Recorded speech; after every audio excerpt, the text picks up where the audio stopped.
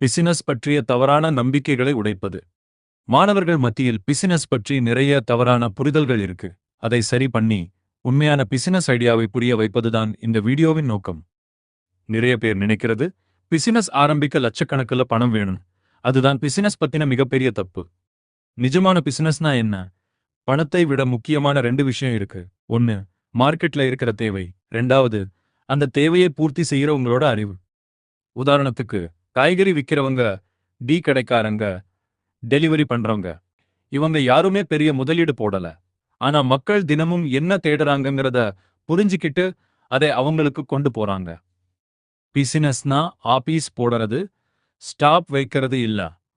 மக்கள் என்ன கஷ்டப்படுறாங்கன்னு பார்த்து அந்த கஷ்டத்தை குறைக்கிறது தான்.